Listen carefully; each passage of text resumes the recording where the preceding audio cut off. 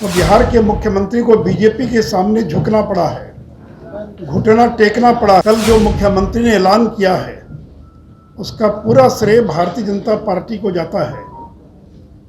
सरकार ने कल ये स्वीकार किया कि अभी तक 199 लोगों की मौत हो चुकी है। तो जिस मुख्यमंत्री ने कभी आंसू नहीं बहाया, दुख नहीं बहाया, दुख प्रकट नहीं किया, वो मुख्यमंत्री अतीक अहमद के मारे जाने पर और दुख प्रकट कर रहे हैं। नमस्कार, मेरा नाम उत्कर्ष है। आप लाइव सीरीज देखना शुरू कर चुके हैं। बिहार सरकार ने बीते दिन जहरीली शराब से मरने, यानी कि या फिर यूं कह लें कि जो लोग शराब पीकर मरेंगे उनके परिवार को आर्थिक मदद देगी, जिसको लेकर बिहार सरकार के पूर्व उप मुख्यमंत्री और राज्यसभा सांसद सुशील मोदी ने जमकर निशाना साधा है। कहा है आखिर बीजेपी के आगे घुटना टेकना ही पड़ा। इतना ही नहीं, जिस तरीके से अतीक अहमद को प्रयागराज में उन पर गोली चलाई गई, इसको लेकर भी साफ कहा कि इस तरीके से बिहार के मुख्यमंत्री और उप मुख्यमंत्री कर रहे थे जैसे लगता है उनके कोई करीबी लोग को मार दिया गया है। इतना ही नहीं, जिस तरीके की स्थितियां बन रही हैं, जहरीली शराब से लोगों की मौत हुई है, उस पर भी साफ कहा है कि मुआवजा देना होगा और जिन लोगों की तबीयत खराब हो जाती है या आंखें चली जाती हैं उनको भी 2-2 लाख रुपया मुआवजा दे सरकार। तमाम मुद्दों को लेकर क्या कुछ कह रहे हैं बिहार के पूर्व उप मुख्यमंत्री और राज्यसभा सांसद सुशील मोदी, पूरा बयान सुने आप। तक मोतिहारी जिले में 38 से ज़्यादा लोगों के मरने का समाचार है। तो बिहार में 500 से ज़्यादा लोग जहरीली शराब पीने से तक मर चुके हैं। उनके प्रति आंसू बहाने के बजाय, उनके प्रति दुख प्रकट करने के बजाय माननीय मुख्यमंत्री और डिप्टी सीएम ऐसा विलाप कर रहे हैं अतीक अहमद के मरने पर जैसे लगता है कि उनका कोई सगा रिश्तेदार की मौत हो गई हो। दिग्विजय सिंह ने कहा ओसामा जी, और डिप्टी सीएम करें अतीक जी। एक गुंडा, माफिया, आतंक, अत्याचार, अधर्म का प्रतीक, गैंगस्टर का अंत होने पर ये लोग बहुत दुखी हैं। अरे कैसे मारा गया ये महत्वपूर्ण नहीं है, एक आतंक का पर्याय मारा गया, एक गुंडा मारा गया, गैंगस्टर मारा गया, उसके प्रति दुख प्रकट कर रहे हैं और ऐसे विलाप कर रहे हैं जैसे लगता है कि उनका कोई सगा रिश्तेदार की मौत हो गई हो। और मित्रों, कल जो मुख्यमंत्री ने ऐलान किया मुआवजे का, तो बिहार के मुख्यमंत्री को बीजेपी के सामने झुकना पड़ा है, घुटना टेकना पड़ा है। जिस मुख्यमंत्री ने ये कहा था जो पिएगा वो मरेगा, जिस मुख्यमंत्री ने ये कहा कि दारू पीकर मरने वालों का हम और प्रचार करवाएंगे और दारू पीकर मरने वालों को हम कभी मुआवजा नहीं देंगे, दारू पीकर मरने वालों से मेरी कोई सहानुभूति नहीं है। और एक बार उन्होंने 19 दिसंबर 2022 को कहा अवैध शराब से मारे गए लोगों के परिवारों के लिए मुआवजा मांगना उसी तरह है जैसे किसी बम बनाने और उसे लगाने वाले के लिए राहत मांगना। क्या राज्य सरकार उन लोगों को भी भुगतान करेगी जो बम लगाते हैं? ऐसा कभी नहीं होगा। तो मित्रों, जिस मुख्यमंत्री ने कभी आंसू नहीं बहाया, दुख नहीं बहाया, दुख प्रकट नहीं किया, वो मुख्यमंत्री अतीक अहमद के मारे जाने पर और दुख प्रकट कर रहे हैं। मित्रों, कल जो मुख्यमंत्री ने ऐलान किया है उसका पूरा श्रेय भारतीय जनता पार्टी को जाता है। सरकार ने कल ये स्वीकार किया कि अभी तक 199 लोगों की मौत हो चुकी है, जबकि भारतीय जनता पार्टी के अनुसार 500 से ज़्यादा लोगों की मौत जहरीली शराब पीने से हो चुकी है।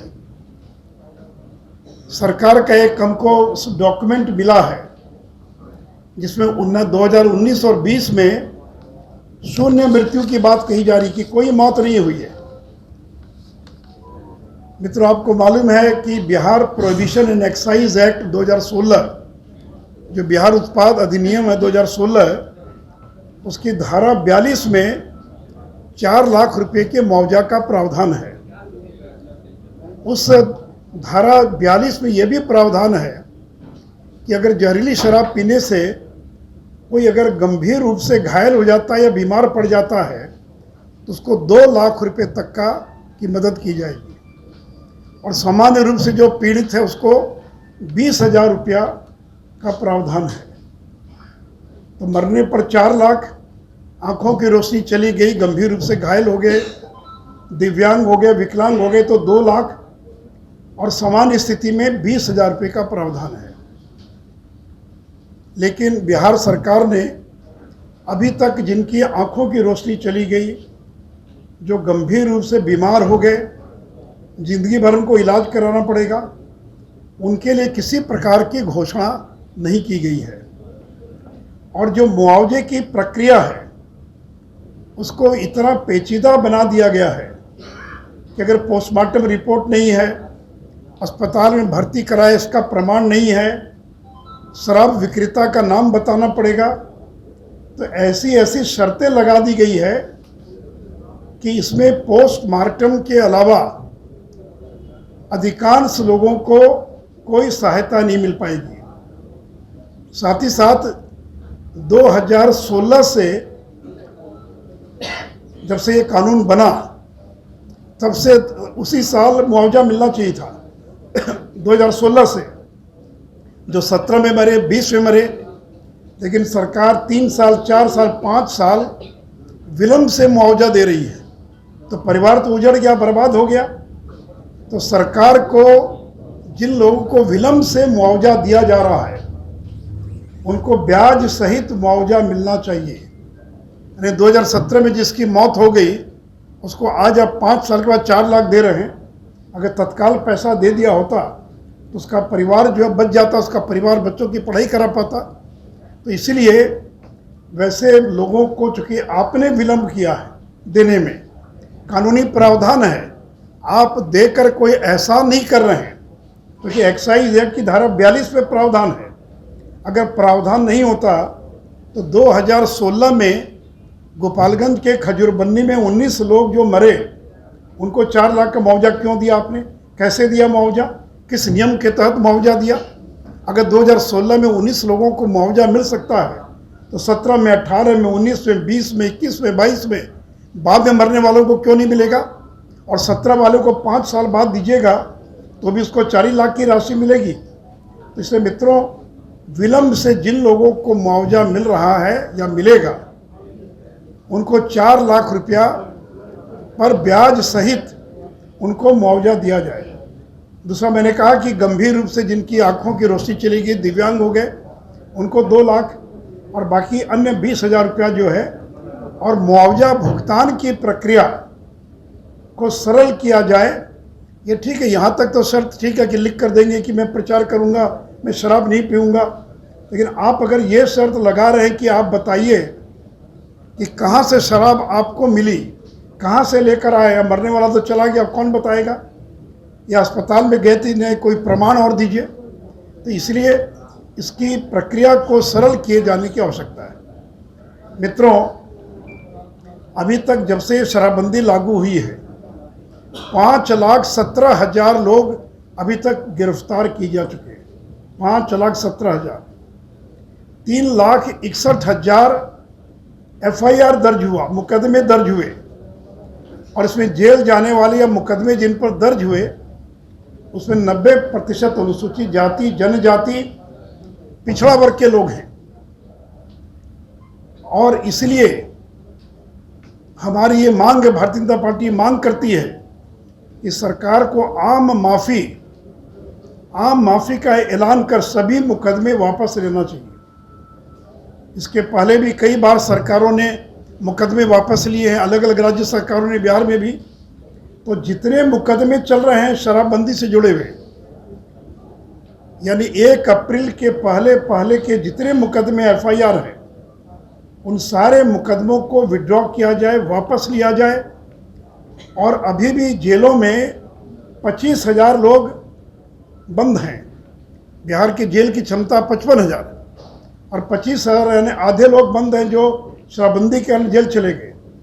तो वैसे लोगों को तत्काल जो है और रिहा किया जाए।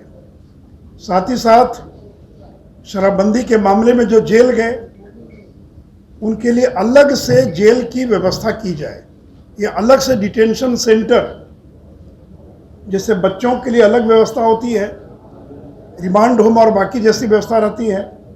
बेचारा शराब पी लिया, नहीं पीना चाहिए, शराबबंदी है, उसको आप शातिर अपराधियों के बीच रखेंगे। जेल के अंदर तरह तरह के अपराधी हैं। और ये मेरा सुझाव नहीं, ये सुप्रीम कोर्ट के संजय किशन कौल जो वरिष्ठ जज हैं, उन्होंने 1 जनवरी महीने में बिहार सरकार को सुझाव दिया था कि डिटेंशन सेंटर, यानी जिनको पकड़े उनको जेल भेजने के बजाय उनको डिटेंशन सेंटर में रखा जाए। और साथ ही साथ उन्होंने ये भी कहा था, संजय किशन कौल ने, कि जल्द से जल्द स्पेशल कोर्ट बनाइए। और मुख्यमंत्री की बार बार घोषणा थी कि स्पीडी ट्रायल कराएंगे, स्पेशल कोर्ट बनाएंगे। तो संजय किशन कौल की बेंच ने जनवरी में पूछा बिहार सरकार से, अभी तक आपने स्पेशल कोर्ट का गठन नहीं किया, कब तक स्पेशल कोर्ट का गठन करेंगे, कब जज की नियुक्ति करेंगे? और अगर आप नहीं कर सकते हैं तो हमको मजबूरन जेल में बंद सभी लोगों को रिहा करने का आदेश देना पड़ सकता है। यह मेरा वक्तव्य नहीं, ये सुप्रीम कोर्ट के वरिष्ठ जो जज है संजय किशन कौल, ये उनका वक्तव्य है। तो आपने साहब सुना किस तरीके से सुशील मोदी का कहना है कि उन तमाम लोगों को मुआवजा मिलना चाहिए जिनकी आंखें चली जाती हैं या जिनका तबीयत खराब हो जाता है जहरीली शराब पीकर, उन तमाम लोगों को भी मुआवजा दे सरकार। और साथ ही साथ जो लोग जेल में हैं उन लोगों को 1 अप्रैल से पहले से जो लोग जेल में हैं उनको भी क्षमा याचिका करके बाहर निकाल देना चाहिए। और इसको लेकर अब नए तरीके से शुरुआत करनी चाहिए। जो लोग जेल में हैं जहरीली शराब मामले में या शराब बेचने के मामले में या शराब पीकर जो जेल में, उनके लिए एक अलग से ट्रायल करना चाहिए, ना कि जेल में भेजना चाहिए। तो तमाम मुद्दों को लेकर सरकार पर जमकर बरसे हैं बिहार के पूर्व मुख्यमंत्री सुशील मोदी। फिलहाल खबर में सिर्फ इतना ही। आप हमारे साथ बने रहें, हमारे चैनल को सब्सक्राइब नहीं किया तो जल्द से जल्द कर ले। बहुत बहुत धन्यवाद।